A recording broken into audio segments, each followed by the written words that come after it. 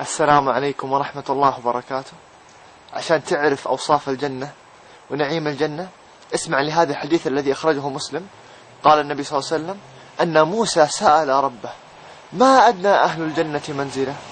قال هو رجل يجيء بعدما أدخل أهل الجنة الجنة فيقال له أدخل الجنة فيقول أي ربي وكيف وقد نزل الناس منازلهم وأخذوا أخذاتهم، فيقول له الله أترضى أن يكون لك ملك ملك من ملوك الدنيا؟ فيقول رضيت ربي. لكن أكرم الأكرمين أجود الأجودين الله سبحانه وتعالى يعطيه فوق ما رضي به هذا الرجل، يعطيه فوق ما يتمنى، يعطيه فوق ما يشتهي. يقول له الله سبحانه وتعالى لك ذلك ومثله ومثله ومثله ومثله، فيقول في الخامسة رضيت ربي، فيقول له الله لك هذا وعشرة أمثاله، يعني 50 ضعف ملك ملك من ملوك الدنيا. هذا المين؟ لأقل واحد من أهل الجنة منزلة، لآخر واحد يدخل الجنة. تخيل. لا، وفوق هذا يقول الله سبحانه وتعالى لك هذا وعشرة أمثاله ولك ما اشتهت نفسك ولذت عينك. يا الله، لو هذا أقل واحد أجل كيف أعلى واحد؟ عشان كيف موسى سأل ربه قال ربي فما أعلاهم منزلة؟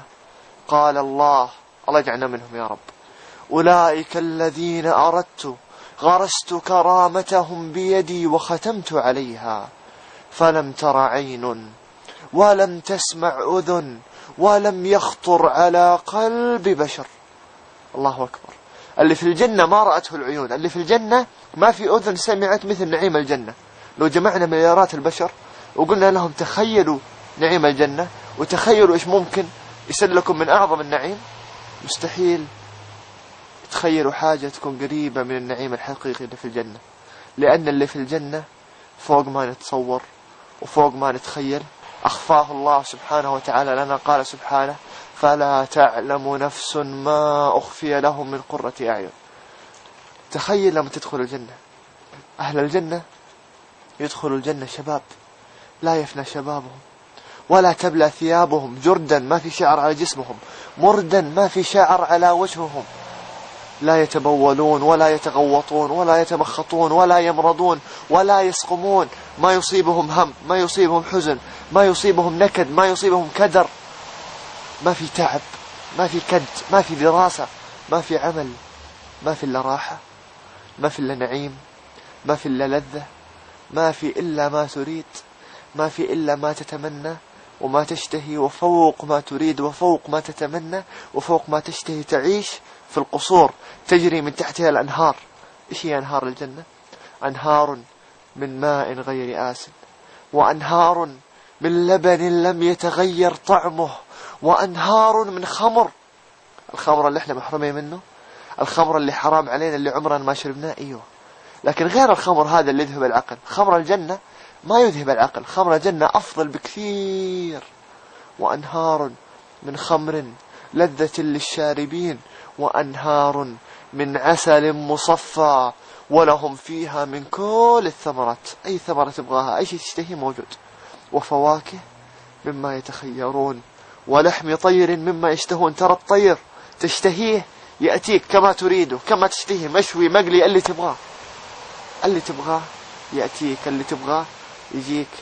ولهم فيها من كل الثمرات ومغفرة من ربهم. مغفرة الله ورضوان الله. الله سبحانه وتعالى راضي عنك، الله سبحانه وتعالى غافر لك ذنوبك. ولهم فيها أزواج مطهرة. أنت يا شاب، أنت يا رجل، يزوجك الله سبحانه وتعالى من الحور العين. وصفهن الله سبحانه وتعالى بأنهن خيرات حسان، لو بصقت لو تفلت على البحر لجعلته عذبا. وأنت يزوجك الله سبحانه وتعالى برجل بجمال يوسف عليه السلام.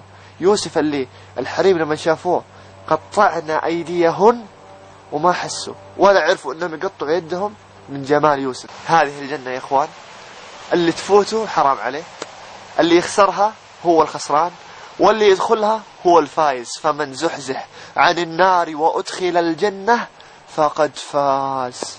تبغى تكون من الفائزين؟ تبغى تكون من الناس اللي يكسبوا بدخولهم الجنة؟ امشي في الطريق الصح، امشي في الطريق المستقيم. يقول النبي صلى الله عليه وسلم كل أمتي يدخلون الجنة إلا من أبى. يعني كلنا إن شاء الله ندخل الجنة إلا بس اللي ما يبغى يدخل الجنة، إلا من أبى. فالصحابة يسألوا ومن يأبى يا رسول الله؟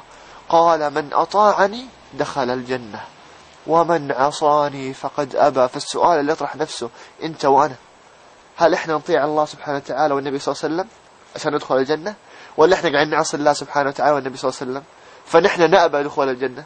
لازم نحاسب نفسنا. تبغى تدخل الجنة، إيش رصيدك من الأعمال الصالحة؟ إيش رصيدك من الحسنات؟ يقول الله سبحانه وتعالى إن الذين آمنوا وعملوا الصالحات كانت لهم جنات الفردوس نزلا خالدين فيها لا يبغون عنها حولا. إيش قدمت عشان توصل للجنة؟ حياتك كيف قاعد تقضيها؟ هل تقضيها في طاعة الله سبحانه وتعالى، في رضوان الله سبحانه وتعالى، ولا لا؟ لا تكون تقضيها في معصية الله سبحانه وتعالى وبعيد عن الله سبحانه وتعالى. حاسب نفسك الآن لو تبغى توصل للجنة، حاسب نفسك. لازم تخاف الله سبحانه وتعالى، لازم خوف الله سبحانه وتعالى يكون في القلوب. يقول الله سبحانه وتعالى ولمن خاف مقام ربه جنتان. المعصية تتيسر لك وانت تبغاها وانت تشتهيها لكن تتركها مخافة الله سبحانه وتعالى. هذا هو طريق الجنة. ووصية ونصيحة مرة مهمة لو تبغى توصل الجنة، اسمعها وطبقها واحفظها. 5 صلوات، 5 صلوات عشان توصل لجنة عرضها السماوات والأرض. يقول الله سبحانه وتعالى والذين هم على صلواتهم يحافظون أولئك هم الوارثون الذين يرثون الفردوس هم فيها خالدون. تبغى الجنة؟ تبغى الفردوس؟ 5 صلوات. هل أنت محافظ عليها؟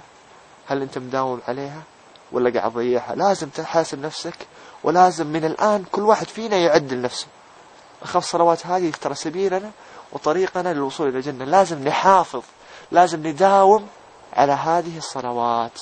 أهل النار يسألوهم ما سلككم في سقر؟ إيش دخلكم النار؟ قالوا لم نكن من المصلين. ما كانوا من المصلين. لو كانوا من المصلين وما دخلوا النار فين كانوا حيروحوا؟ كانوا حيروحوا جنة عرضها السماوات والأرض. صح تقول لي صعب أحيانا، خاصة صلاة الفجر، الواحد يكون نايم وتعبان ومروق في النوم ويسمع الأذان ويسمع منبه، صعب الواحد يقوم. عارفين إنه صعب. هذا طريق الجنة. الجنة حفت بالمكاره. أنت لما تقوم وتتوضأ وتروح المسجد وتصلي، ترى هذه مكاره قد تكون شاقة عليك، لكن ابشر، هذا طريق الجنة.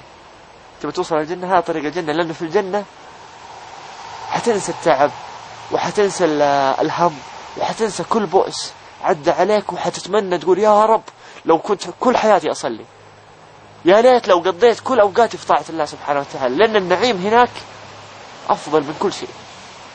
يؤتى بأشد الناس بؤسا في الدنيا من أهل الجنة فيصبغ صبغة في الجنة، يعني يغمس غمسة في الجنة، فيقال هل مر بك بؤس قط؟ هل رأيت شدة قط؟ تخيل أبأس واحد تلقاه فقير وتعبان وهلكان وحالته حالة، غمسة واحدة في الجنة، هل مر بك بؤس قط؟ فيقول لا يا ربي ما مر بي بؤس قط وما رأيت شدة قط. الغمسة نسته كل التعب ونسته كل الهموم ونسته كل الأحزان. فوالله العظيم الجنة تستاهل أن الواحد يقضي أوقاته كلها في سبيل الله، تستاهل أن الواحد يترك شهواته ويترك لذاته ابتغاء مرضات الله سبحانه وتعالى. يا رب اجعلنا من أهل الجنة، يا رب اجعلنا من أهل الفردوس، يا رب اجعلنا من أهل الفردوس. لما تدعي الله سبحانه وتعالى لا تقول بس يا رب دخلني الجنة وخليني آخر واحد يدخل الجنة، لا لا، اسأل الله سبحانه وتعالى الفردوس الأعلى، قل يا رب ادخلني الفردوس الأعلى. هذا والله أعلم. والله يرزقنا وإياكم صحبة النبي صلى الله عليه وسلم في الجنة يا رب العالمين. وصلى الله وسلم على نبينا محمد. وحاسب نفسك وشوف كيف حياتك، هل هي في طاعة الله سبحانه وتعالى ولا لا؟ لو هي في طاعة الله اثبت جزاك الله خير وكمل وزيد من الصالحات.